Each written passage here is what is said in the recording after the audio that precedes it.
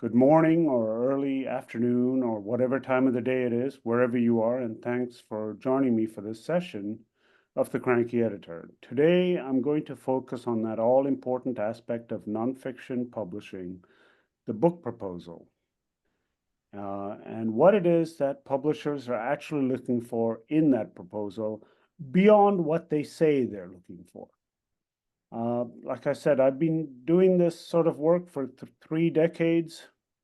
In that time, I've reviewed 7,000 or more book proposals.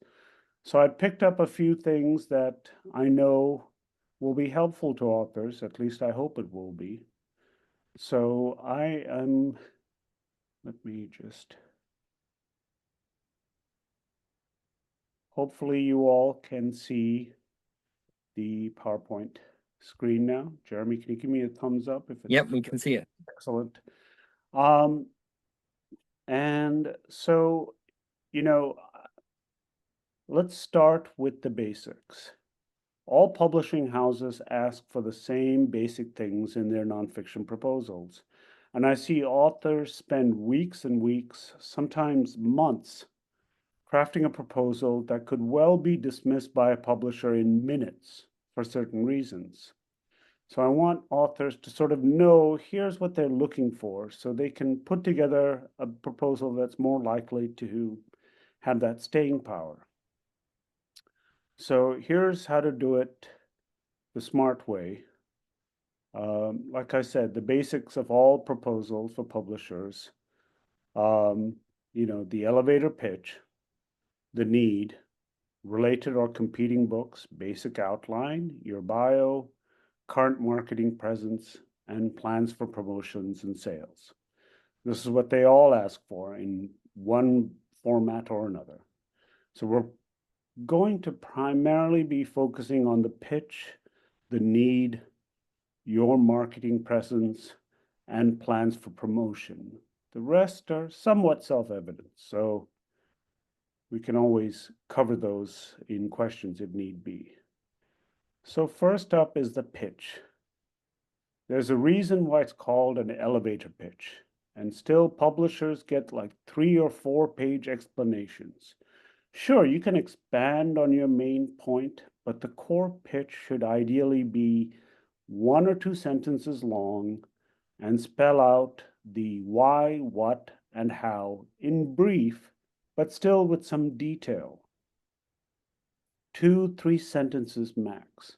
So here I've given a pitch. Supposing you're pitching a book. Sorry, business books are business and personal growth books are what, and current affairs are our specialty. So I'm going to give an example of a business book, and you can see here's a pitch that works because it looks at, here's what it's about. Looks at the imbalances in supposedly flat workplaces to show how 4 hidden factors, favoritism, seniority, affability, and departmental function, invariably create a pecking order of merit and attention to the detriment of all. I made this up. I don't know if this is true. This is just an example I made up. But if you guys like it, I'll turn it into a proposal. This is not a pitch.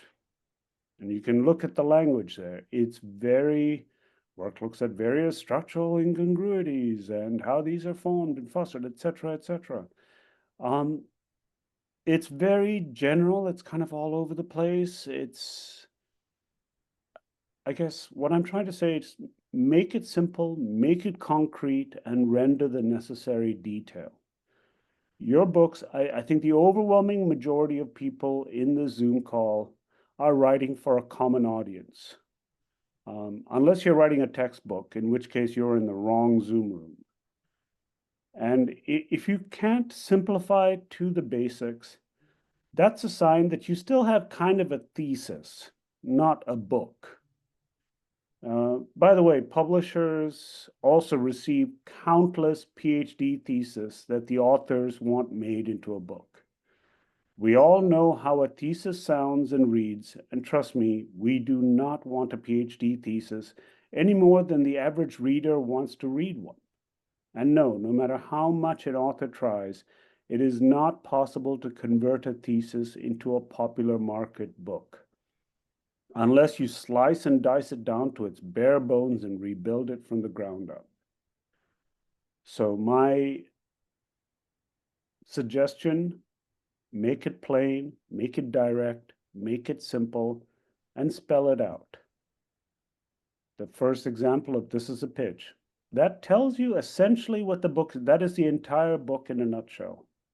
And that's what you should be shooting for with the elevator pitch. Of course, you can take some time in the proposal to explain in more detail, but there's a reason why it's called an elevator pitch. You have the span of a single elevator ride to interest someone. The next is the need. And this is what is something I really want to talk to authors about, is don't just say what's the need, demonstrate the need beyond the need. I know that sounds kind of confusing. Let me explain. In other words, what are you saying that others have not? Let me give you an example, again, from the business book community. At least 10 times a month, I will receive a proposal quoting that same damn Gallup poll research about how engagement is down X% in organizations and companies, and how this book addresses that. And I want to say, a book does not fulfill a need if there are already 100 other books claiming to fulfill that same need. So I ask authors, what are you saying that others missed? What is the need your book is fulfilling the others did not? That is the need beyond the need. And one thing to keep in mind, just because something is your method, that isn't necessarily a need beyond a need. It's just a subjective measure, in your opinion, that your method is better. But there's no real proof that it is. Everyone thinks their method is better. George Burns used to joke that the trouble with this nation is that all those who were truly qualified to run it were too busy cutting hair or driving a cab. The point is, everyone has their own take, but that is not a demonstrated need. Look for the objective holes in others' books instead of the subjective pluses in yours. Just keep in mind this one mantra. What did they all miss that you caught? That's what's really demonstrating a need.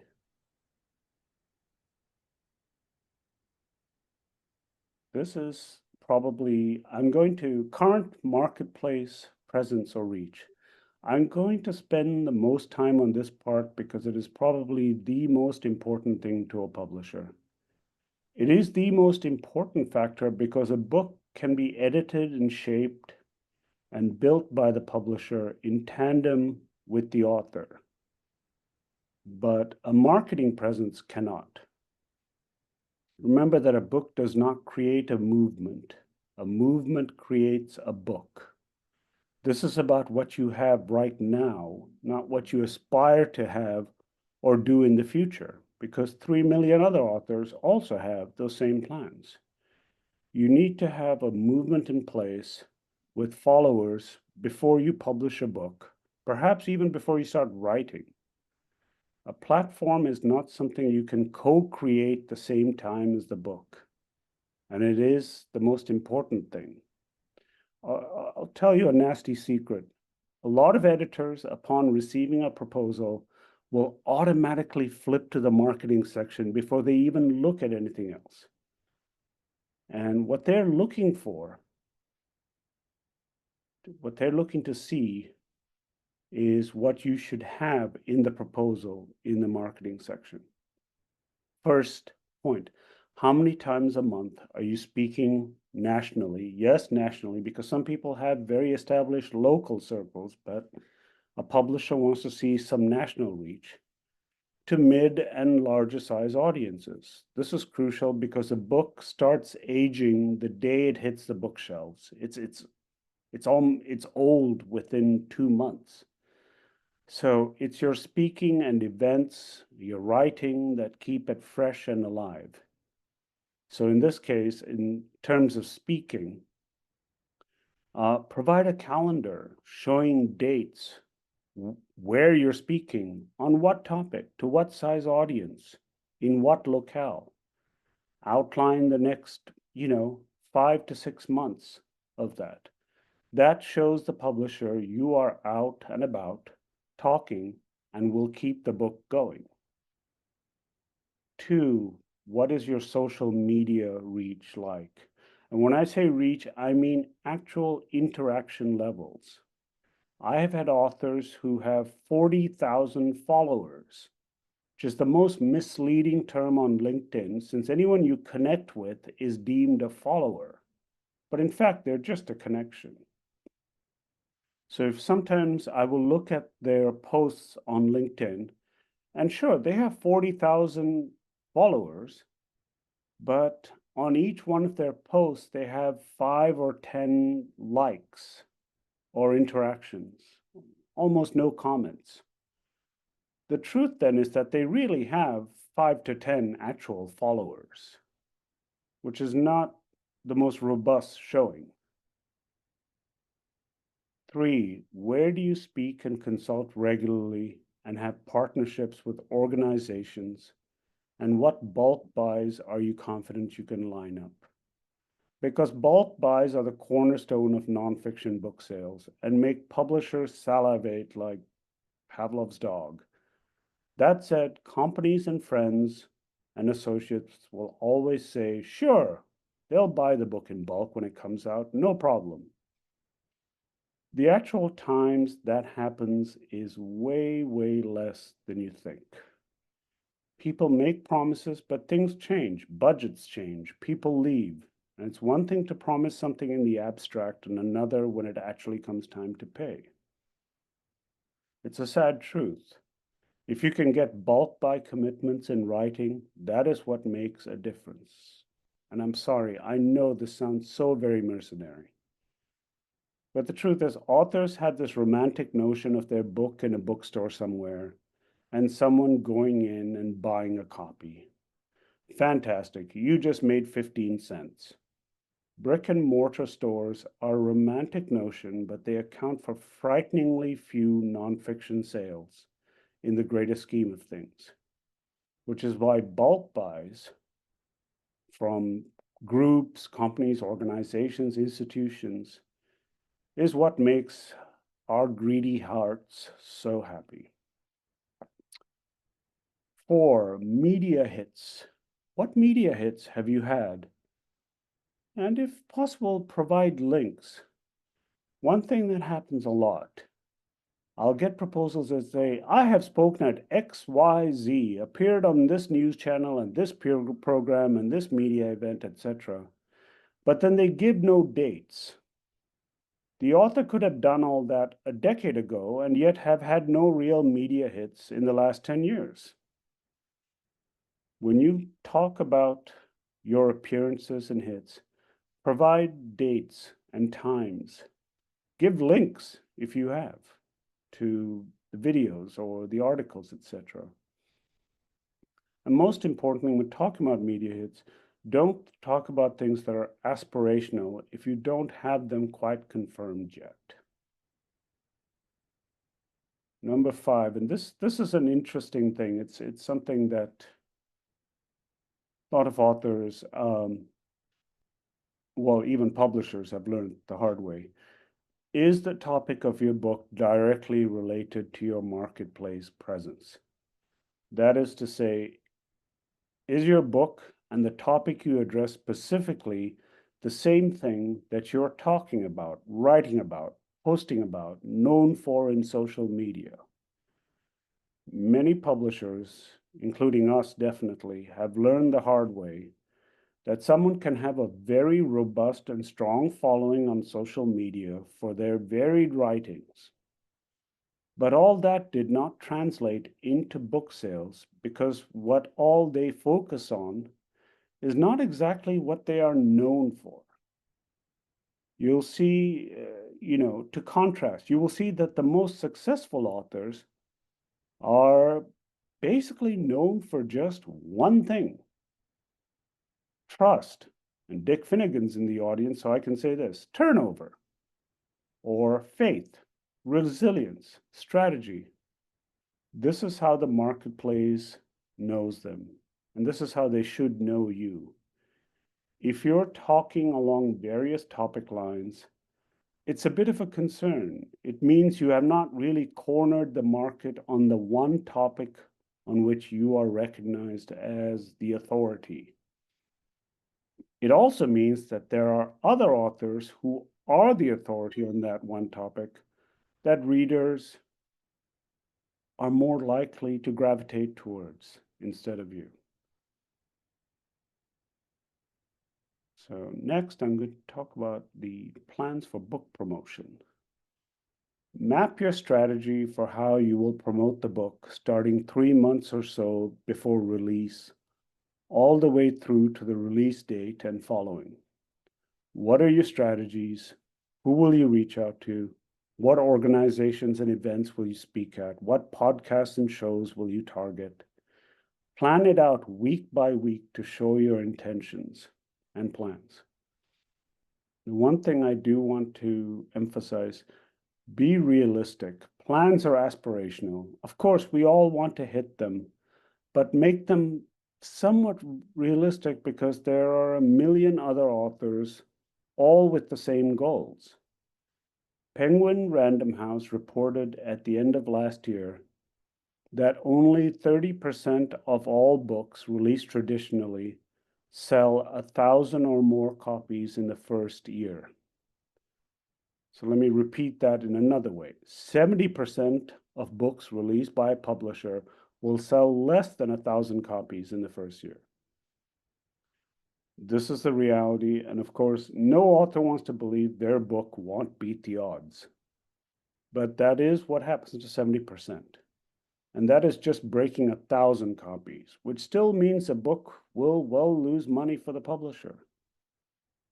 So when you talk about your plans, list the organizations and venues where you have a connection or know people and have a good chance of getting in. Target media and the like where you have an in with a journalist or a connection that can help you land a spot, or where your work has been featured before. I mean, be aspirational, but let those aspirations have some foundations. And explain those foundations in your proposal. Who do you know there? Why do you think you have an in? Everyone says they want to be featured in the New York Times and will endeavor to reach out to them. I still remember a story my boss told us about when he visited the New York Times offices some years back. And he saw that there was this huge table in the common area with stacks and stacks of books on it, some not even removed from their mailing envelopes.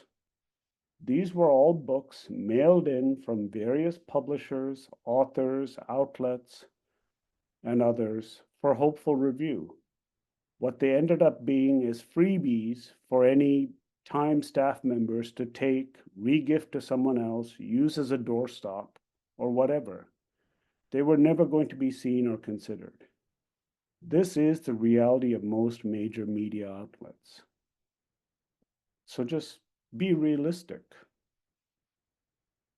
Don't talk about how you're going to pitch yourself to the major outlets, morning shows, and Rachel Maddow and others if you have no connections, or assume you can headline at a major national conference when you really don't know anyone there. I don't mean don't try. It's all well and good to try, but keep your feet firmly planted on the ground. Here you see a picture of me with my good friend Rachel Maddow, who I'm willing to introduce to any author in here for the small sum of an introduction fee of $4,500. I'm kidding, it's an AI-generated image. I wouldn't have a chance in hell with Rachel Maddow. So just to close out, few cranky points just to keep in mind that I do see in a lot of proposals. One is, authors will say, I have an endorsement from blank. Endorsements are They're nice, but they don't make the huge difference you think they will. And endorsers won't necessarily get out there and plug your book for you. We've had 2 books where the Dalai Lama himself not only wrote the endorsement, he also wrote the forewords. Both are great books. I love them both. Neither has sold particularly well. Also keep in mind that there are some people who have a cottage industry of endorsing books. Sure, they'll endorse yours, but also endorse 100 others this year. Their names become diluted and barely carry recognition. And though they may be famous, even their mentioning your book on their social media or the like doesn't make too much difference. There are major New York Times best-selling authors that fall into this category who I'm not going to mention by name. But there are also exceptions. I've seen a single mention from Brené Brown move mountains for books.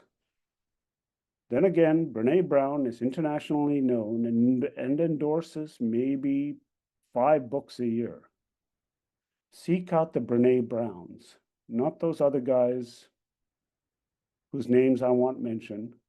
And yes, they mostly are guys. And recognize the limitations of what endorsements can do. I mentioned this before, but I just want to repeat it. You'll say, I have promises of interest and bulk buys from blank and blank and blank. And many colleagues and partners, like I said, will commit to buying your books in numbers, in bulk. They're not lying. They mean well. But then the book actually comes out, and as I said, budgets have changed, people have left or moved on, new people are in charge, priorities have shifted, and this has happened and that has happened, and more times than not, these fall through. Get them to commit on paper to a bulk buy if you can. I know, as I mentioned, it sounds awfully mercenary, but here's a way around that. Blame the publisher and say, it's fine with me, but they want it in writing. No publisher will have a problem with you using them like that, I promise. Number 3, when you list comparative or competitive titles in your proposal, don't list books by like Stephen Hawking, Joan Didion, Patrick Lencioni, Stephen Covey, Margaret Atwood, etc. They are not your competition unless you're as famous as they are. Find lesser known books and authors that still have a strong record. I know almost everyone in this room does not have access to BookScan, so you can't really see how a book has sold that you think is a viable competitor. There's a way around this. Look at the Amazon rankings for your competing books by lesser known authors. If a book came out within the last 2 to 4 years and is still in the top 20,000 in ranking, chances are it's selling pretty decently. Use those. The point is not to convince the publisher that you had the next mega seller, because we hear that all the time. And to be honest, we just kind of drown it out.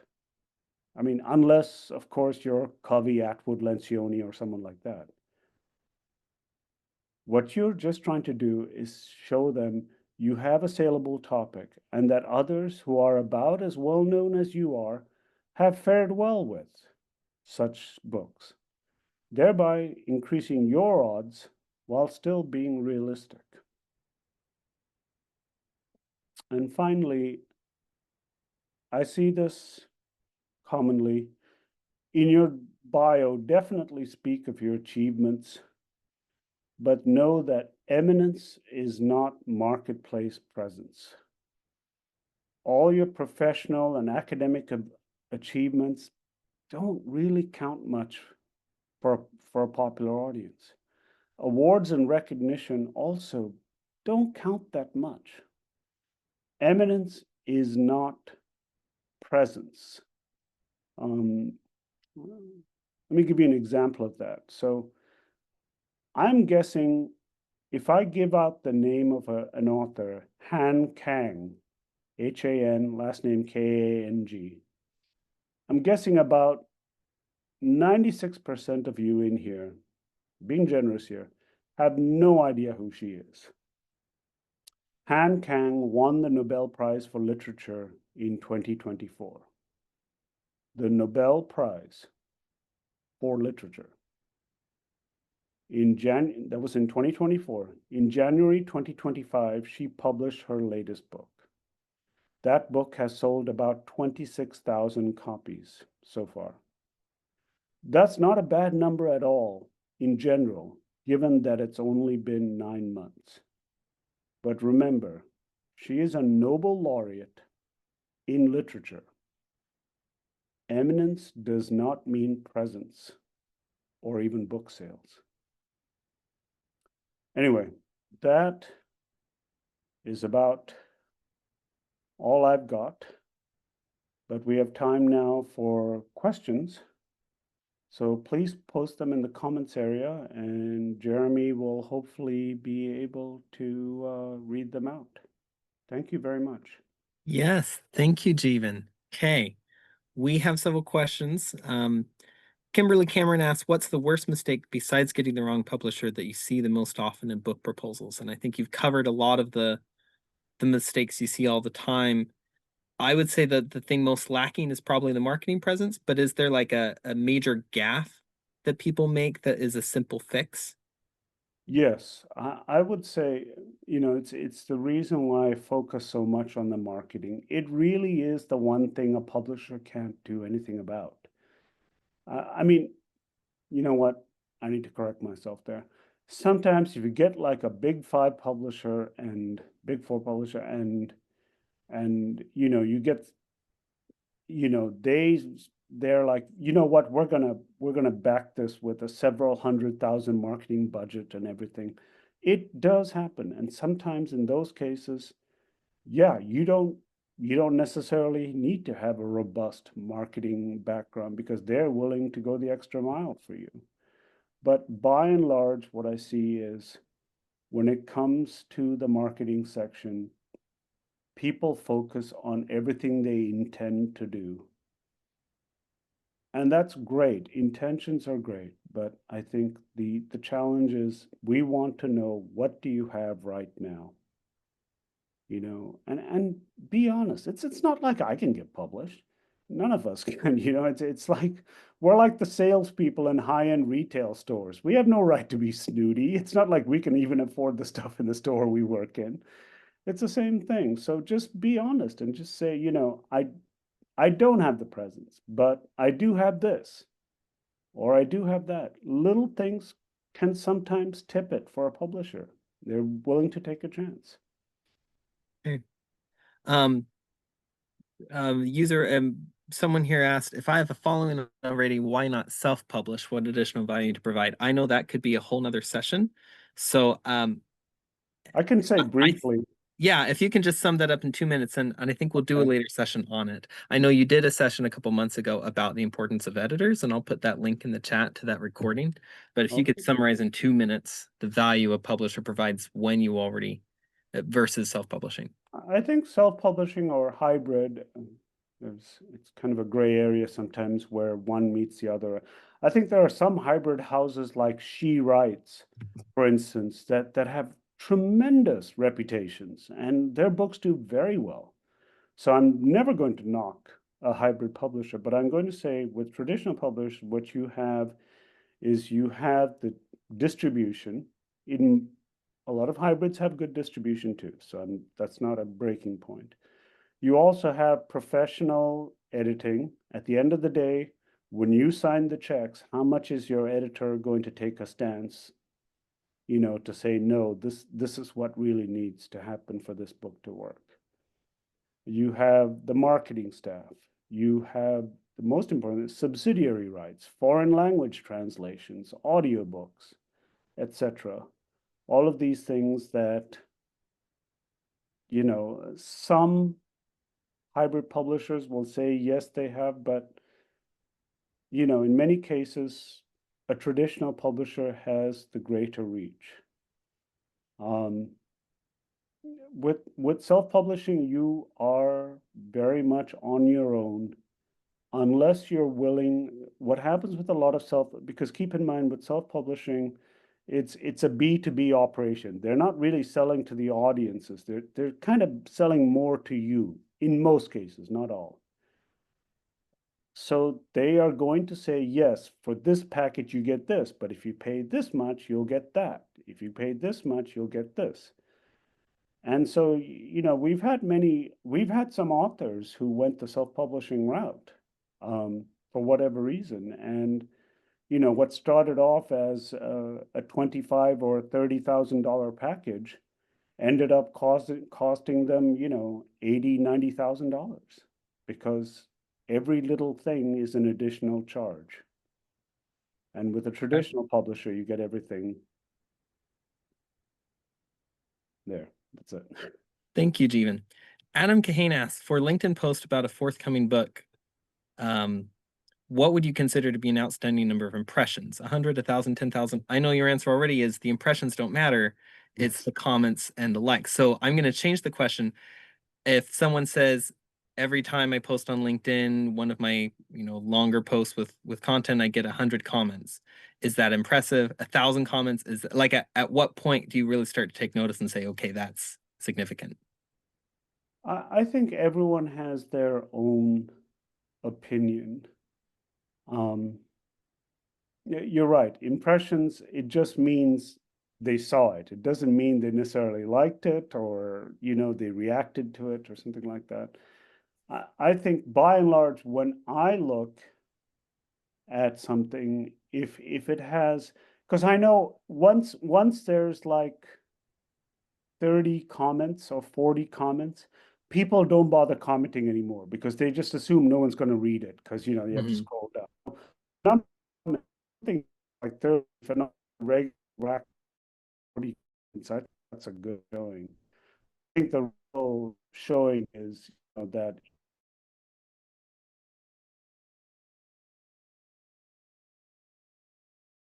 about 100 and 100 to 150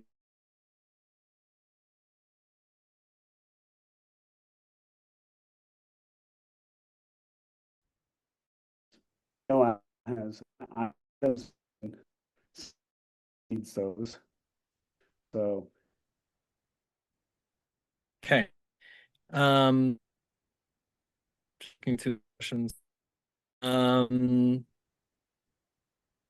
Jackie, what do you think about using public equity before and post launch? Is that important in your proposal that you are willing to make that investment? absolutely. I should have actually added that to my presentation, but I didn't want to sound any more mercenary than we already sound. But the truth is, yes, of course, a publicist makes a huge difference because at a publishing house, you get you get the marketing staff, but you have X number of marketing staff working on X number of books. They're not going to be able to give your book the kind of attention it deserves. If you hire a publicist, they can actually work with the marketing staff at the publishing house, and it strengthens your position. Is it a guarantee that your book won't sell less for hiring an outside publicist? But to be fair, it won't necessarily sell more. Hiring a publicist is like you're buying insurance. It may never pay out, but you're buying insurance. That's what it is. In some cases, we've had some authors who managed to, hire publicists who are just small, independent, one-person operations that managed to do wonders for them. And on the other authors who bought, hired major New York publicists and their firms, and it didn't make that much difference. I think a lot of it has to do with the nature of the author in the book. Like some authors are already a big enough name and the book is relevant enough that it's newsworthy, it's media worthy. And so it's an easy pitch to get it for a publicist to get it in front of a bunch of media outlets. And because it's timely, it's relevant, it makes a good headline or makes a good interview. then it leverages the publicity a lot. But if you have a book that's very niche, very boring for a media outlet, you could throw tens of thousands of dollars into publicity and they just can't get attention for it. Right, absolutely true. You've got to have something to work with. How good your results are depends on what you are starting with. And being newsworthy is different than being a good book. Like you could have an excellent book for accountants, and accountant organizations could be buying it in bulk, but no media outlet is going to touch it. Sure. Everyone in this room has read a bestseller and thought to themselves, how the hell did this book become so successful? So there's no, the measure of quality is very subjective. Zoe Dunning asks, is there a social media platform that is more important than another? LinkedIn versus Facebook versus Instagram or TikTok, YouTube, etc. I am not the best person because I only have opinions, because I used to think, oh, LinkedIn is really, but then I was told by my marketing, are you kidding? TikTok books? Shut up, stop talking to your authors like this. And I was like, so, okay, there are always emerging platforms that change. I know Substack has suddenly emerged as a huge draw. And I always thought, why? You're basically, the author's writing about the same thing in more digestible bits on Substack. Would they really go for a book? Apparently they do.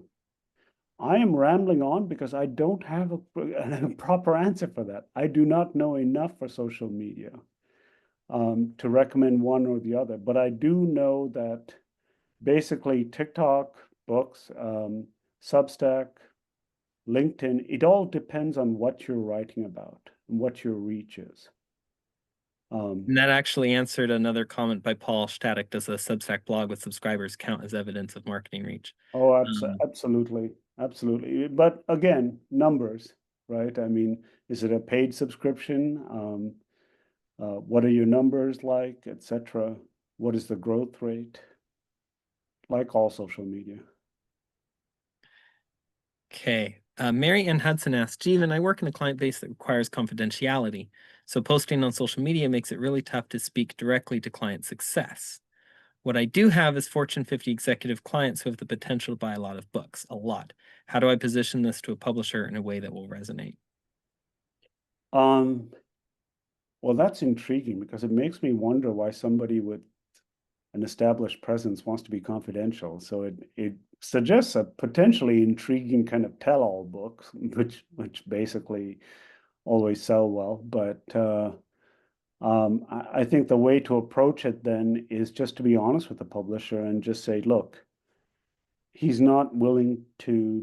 she is not willing to do this, but get those commitments on from the organizations that if they can come, especially with somebody who wants to remain somewhat anonymous. I think a publisher really needs some reassurance. So that's a case where the author would have to basically commit to say, look, I can assure you, and we'll have commitments for you that X thousand copies will be purchased pre-publication. And then that reassures the author, okay, our butts are somewhat covered.